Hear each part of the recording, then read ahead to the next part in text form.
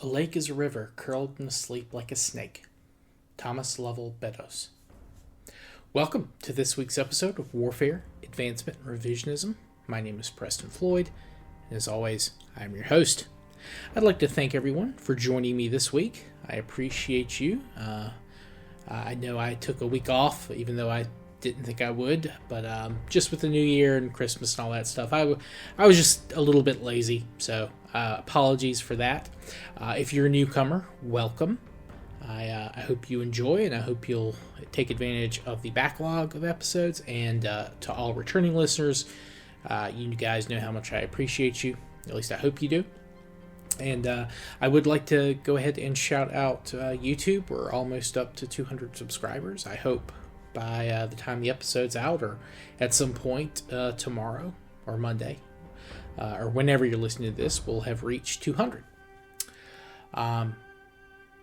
But with that out of the way, I do hope everyone had a happy new year and all that stuff.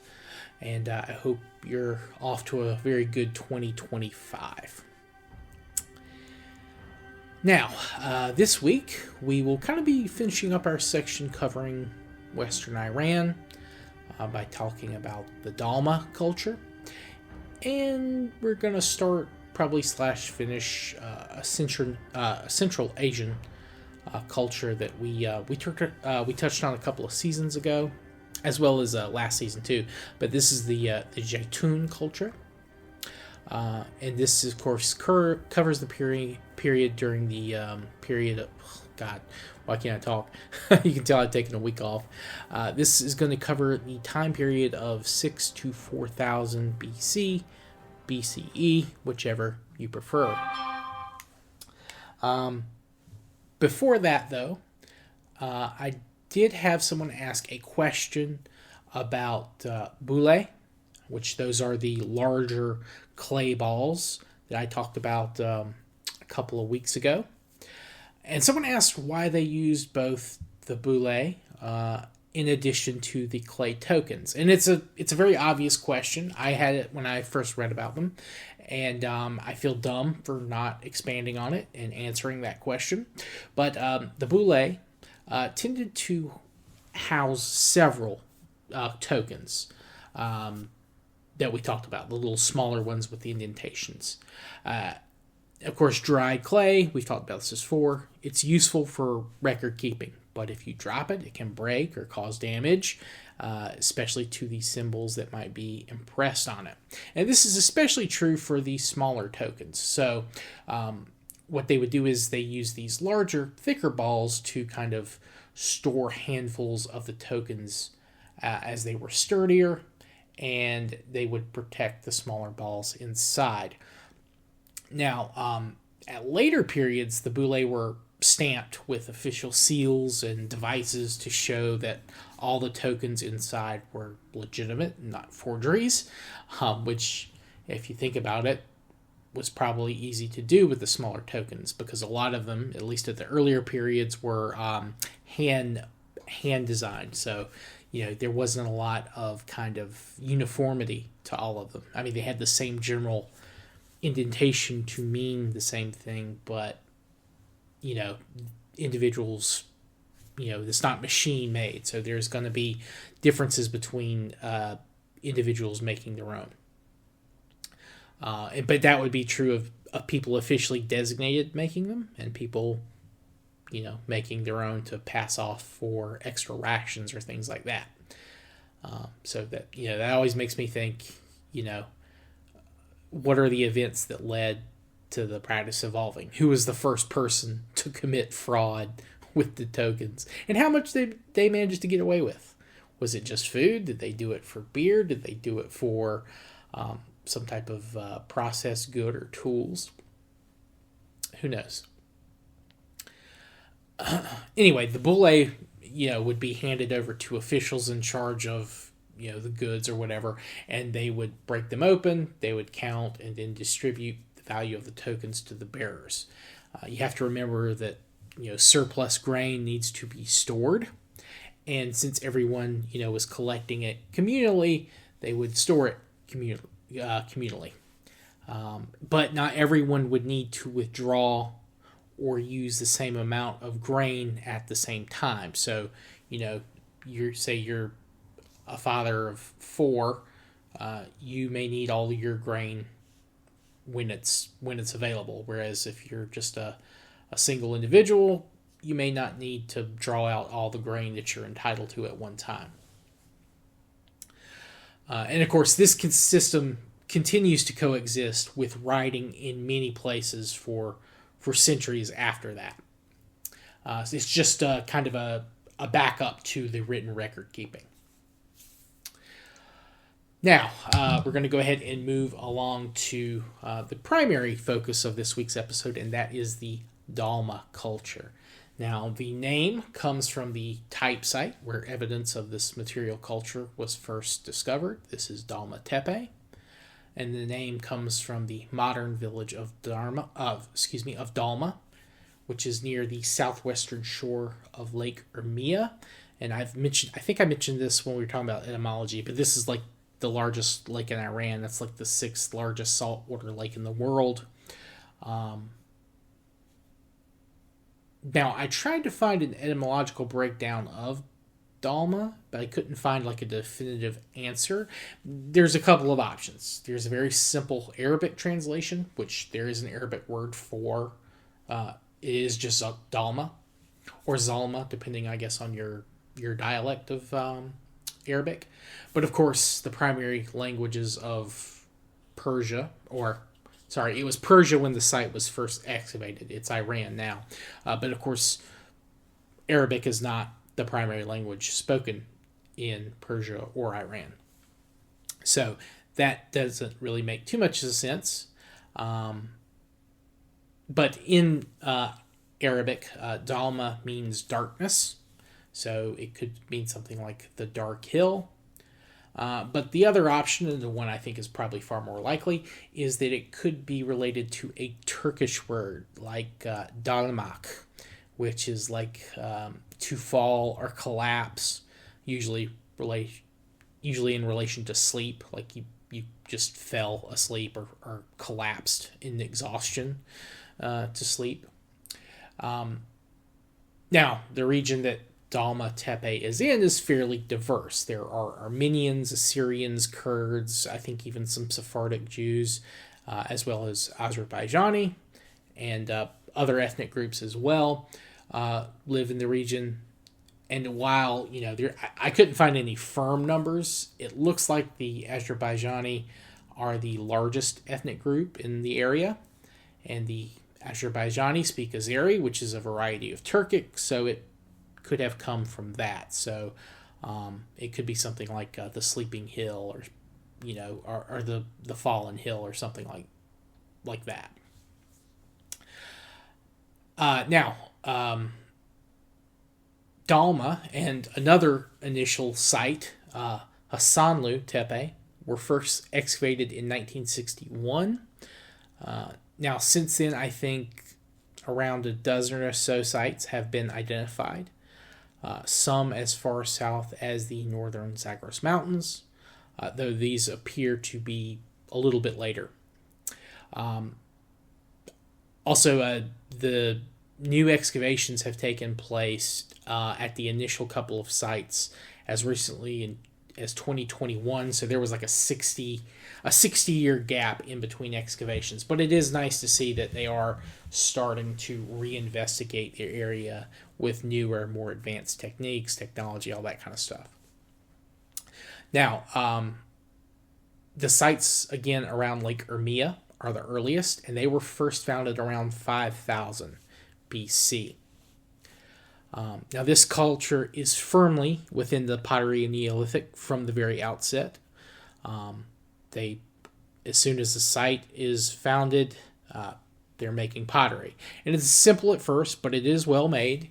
It's usually, the older pottery pieces are usually a very light brown color, no decorations, no different layers of color. But later they do begin to paint, simple geometric patterns and lines on them. And kind of the base color becomes a darker brown, or maybe like a darker red, depending on obviously they've been underground in a while, so it's kind of hard to say the exact color, but it's something along those lines. They also, at some parts or some places, did begin impressing them with cords of rope or string or things like that, just so you'd have something to kind of help you tie pots together or use the ropes for handling. And the pottery is really the defining aspect of this society, and that's like most of what you'll see talked about with this culture, because a lot of their tools and things like that, stone, bone, obsidian, all of that's not too dissimilar from other cultures. Again, some of this stuff we're talking about, there's not a huge difference, especially with all these neighboring cultures. So you just have to pick out what is different in a lot of these cases. But the reason that the Dalma culture is so, I guess, talked about in addition to that pottery is because the pottery is spread out over a wide area, or at least a relatively wide area based on their number of sites. And this is because of the kind of the second this big aspect of this culture, and it ties into a point I brought up a couple of episodes ago. The Dalma culture was split into larger, permanent, sedentary villages and smaller temporary or seasonal sites near kind of prime grazing and gathering areas, with parts of their population apparently moving between the temporary sites with herds of animals, where they would occasionally stop off at the permanent settlements. It's kind of easy to imagine and theorize that maybe the more active, mature youths joined with, the healthier, active adults to kind of manage and guard their herds while moving them between their villages and various grazing lands. And of course, the villages were occupied by maybe the very young, the pregnant women, the very old, the sick, or people who were just very talented crafters, every so often. They probably do things like trading materials from one region they had been to back to another, and then, trading those materials for processed tools and equipment like pottery, or, maybe spun or woven clothes, things like that. Of course, they'd also swap crops and animals, probably animals to the sedentary villages to kind of give them a nice shot of protein, and, the flour and things like that from wheat to bake when you're on the road, things like that. Of course, there'd also be a good opportunity to establish or renew familial ties between the various settlements. I can imagine, a guy going, "Hey, you're coming with me this season. We've got to take you to your great uncle Bob's village. He's got a niece you've got to marry, and I know cousin marriage, but for the majority of human history, most humans have married within the fourth I think it's fourth degree relation of some kind. So it's not that unusual, especially when you're not traveling vast distances. Now that's obviously something that's changed very recently, but in the past it's still very common and will be for quite some time. But anyway, this mix in lifestyles led to the Dalma being spread over about 15,000 square kilometers, which is like 15,000 square miles, which is like 40,000 square kilometers. And there's also evidence that their mobile contingents had contacts with neighboring groups that we've talked about this season, like those in the Caucasus, northern Mesopotamia, the Caspian coast, the Susian sites as well. And this is probably one of the things that they're bringing back to their own villages. That's very, very likely. Now, their burial practices are only known at the sedentary sites. There is no evidence of grade goods or social stratification from the burials.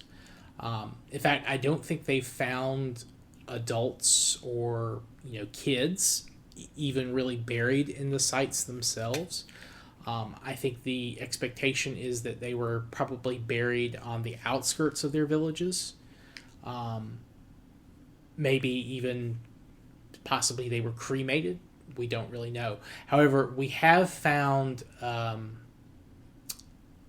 infants interred underneath their homes, which isn't something that's unheard of. This does happen in other places. It has happened in other places, as we talked about. But it appears as if at least the infants are the only people being buried within the bounds of the settlements themselves. Now, their homes were very simple. They were made of layers of packed mud, not mud brick, just packed mud. And they didn't seem to have a single type of floor plan or anything like that. They could vary in size and kind of general shape. Obviously, they were typically square, though some were, of course, a little bit more rounded. Maybe not perfect squares. But you imagine having to deal with packed clay and mud. It's probably not the easiest thing to shape if you're not making bricks. Now, I will say, though, some of their buildings were, of course, larger than others. Some of them did have fairly high walls, reaching almost 5 feet, and then some, the dwellings weren't more than 5 feet tall, so fairly short people. Also, some of the homes just had open floor plans. There was no separated area. There were no interior walls, but some did have those. So there's kind of a lot of variation in the settlements and in the homes themselves. The settlements, or at least some of them, did show evidence of small scale fortifications and defenses, things like ditches, evidence of smaller, maybe wooden palisade type walls, or maybe a mix of clay and or mud and logs and things like that. Now, unfortunately, the dating on these people is kind of hard to nail down, especially at the later points, because we don't have a lot of other artifacts to kind of compare.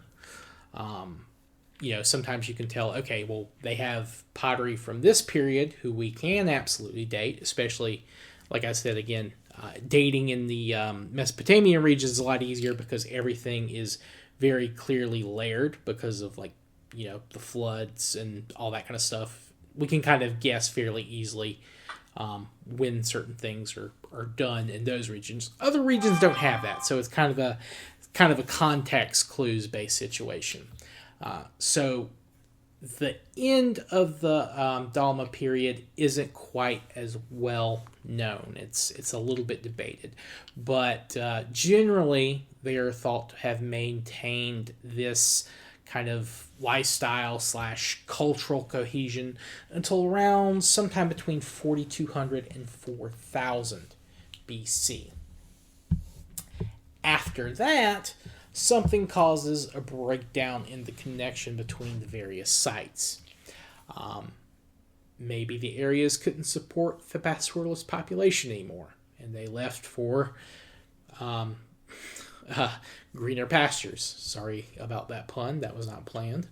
But there also could have been the increasing demand for copper, could have led to a portion of their populations moving in search of areas with the metal, or disrupted their traditional trade and economy, or maybe outsiders came in and began moving to areas where they could find copper, and that disrupted their connections. Sadly, we don't really know. There doesn't appear to be any massive layers of destruction like there were at the Susian sites. But there is the fact that not all of their sites are abandoned, though. Hasanlu Tepe is going to be continually occupied, at least at some levels, maybe not quite as highly populated as as the Dalma period, though at some points it would be more populated, but it's occupied until the 3rd century AD. And of course, it falls under various other cultural influences during all that time. So that is a little bit of a mystery. Were they perhaps affected by the collapse of the Susian, or not necessarily the collapse of the Susian, because the Susian doesn't collapse, but remember, the Susian do move further kind of south and east. Maybe that lack of trade and connection with those peoples there disrupted the economy enough to cause the collapse of the Dalma. This is all speculation, of course. I'm not sadly too sure. Again, some of the archaeological stuff, especially with the Susian, has sadly been lost to time or just hasn't been fully studied due to various factors, including the Iranian Revolution, the Iran-Iraq War, all that kind of stuff. But now, we're going to go ahead and be moving on to the Jeitun culture. Now, we talked about this culture last season, and I brought them up when talking about their probable and possible connections to the peoples of the southern Caspian Sea coast. And this is the first known culture of Central Asia to practice agriculture and herding. Agriculture, definitely. Not necessarily herding, but in conjunction, yes. Of course, that's provided that you don't consider Iran part of Central Asia, or I guess Northwest India either. But generally speaking, I think I'm just referring to the stand cultures these days when you speak of Central Asia. But this site was found 19 miles, which is like 30 kilometers north of the modern city of Ashgabat. And this is the capital of Turkmenistan. And the site was originally occupied possibly as early as 7,500 BC. And it has been more or less, or had been more or less, continually occupied until kind of the start of this season. Now, this culture hadn't changed much since the last time we checked in on them. It does appear to have expanded with some other sites growing almost exactly the same crops, tending almost to the exact same animals, having almost identical tools, that kind of thing. And I think the number of sites, I didn't find an exact number, but there's more than 5 that have popped up in the 1,500 years since Jeitun was founded, and that's just on this side of the Kopet Dagh mountain range, which is the north side. That's kind of the foothills where Ashgabat is. It's just to the north of that mountain range. Anyway, their sites spread to the north and the west, reaching the southeast of the Caspian Sea and the Gorgan Plain we talked about a couple of episodes ago. And remember, there is the theory that the people there may have been migrants from the Jeitun culture. They definitely had trade links, regardless if they were related or not. There is also another theory that some Jeitun people moved south through the mountains and spread agriculture and herding as they went, where they mixed with other peoples who had moved in from Mesopotamia, at various waves since the founding of the Jeitun. This may have been something that continued over time. It's possible that those, moving south are the ones that moved into the Susian area, and they may have been a cause of the destruction that caused the collapse of some of the early Susian sites. There's also speculation that there were contacts between Jeitun and the Marigar settlements in the Indian subcontinent, who we will return to in an episode or two.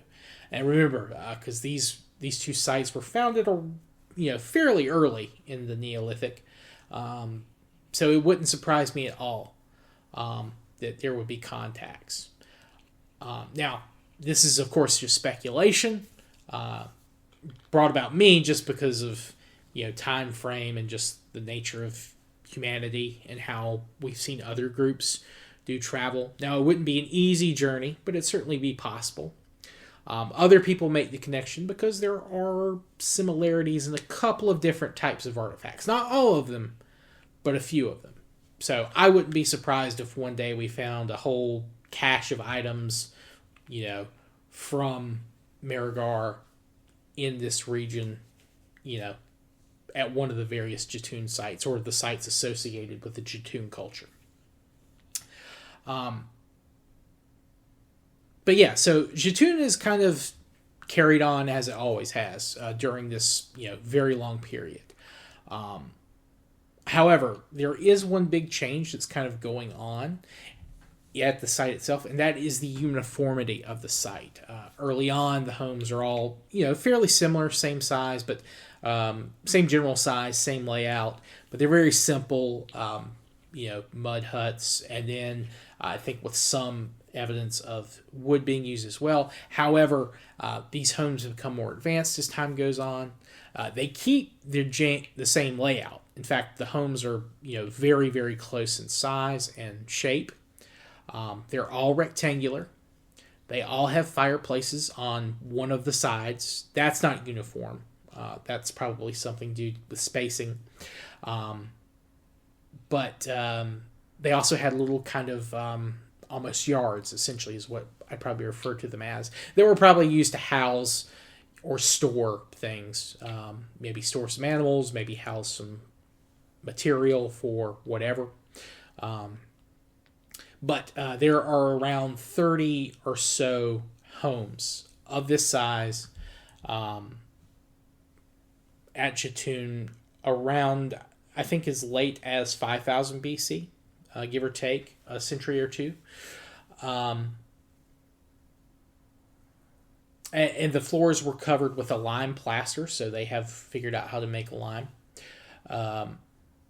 And they were made with sun-dried clay blocks. They're cylindrical, actually, so that's fairly interesting. And the blocks are all around the same size, about 70 centimeters long and 20 centimeters thick. And the clay was all mixed with chopped straw, so you use that as kind of a strengthening material to keep the bricks shaped and together. And I think the estimated size of the population with that many homes is it could have had up to 200 on the high side, and if you just had smaller families, you'd probably be looking at 150. Now, I should note that I could not find any other sites or Jeitun sites mentioned that they had this same kind of housing and floor plan. So it's possible that these sites were not organized and planned out in the same way. Now, why that is, I don't know. I can't say. However, my guess would be that it's possible that they just didn't have the population at the other sites to justify the work needed to establish their homes like that, much less maintain them, because you do have to remember that those bricks do eventually, begin to degrade. You do have to replace them from storms and things like that. So it's possible that they just didn't have enough access to the material at these other sites. This could have been something that just Jeitun had that luxury for. Now, its population also remains fairly stable. It doesn't really expand. It does contract at periods, but it's never fully abandoned, at least until the very end. Well, about 500 years before this season ends. This is probably due to environmental changes. It doesn't look like there was as much water coming down. They have runoff from the mountains. Unfortunately, they also had to rely on, I think, rain to an extent, though this is kind of one of those environmental changes that's kind of guessed at. We're not 100% sure. It's also possible that they had over-farmed the soil over time. It's maybe that they were, maybe that's the reason that we see all these sites. Maybe they had kind of realized, like, hey, we're only able to grow so much food here. We need to send people out to find their own homes because we just can't grow anymore here. But despite the fact that Jeitun is abandoned, some of the sites that are associated with the Jeitun culture are not. There's some of those continue for a number of years and centuries afterwards.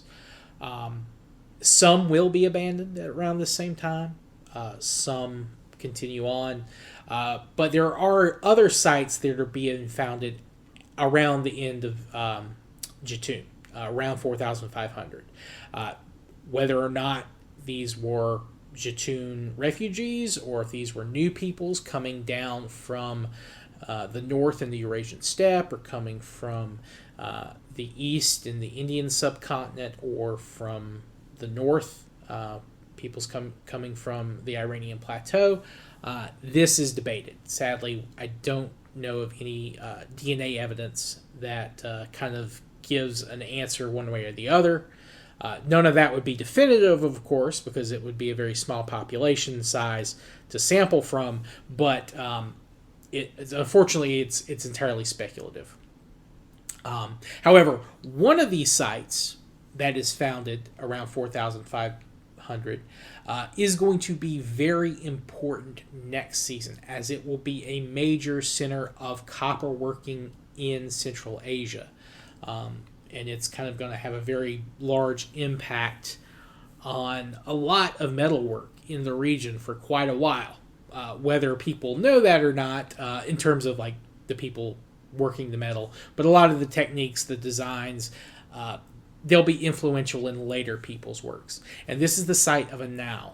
And the Anau culture is going to be kind of the successor to the Jeitun culture in the region. Though, obviously, it's not necessarily a direct continuation, and it's a little bit different from the Jeitun in terms of impact and size.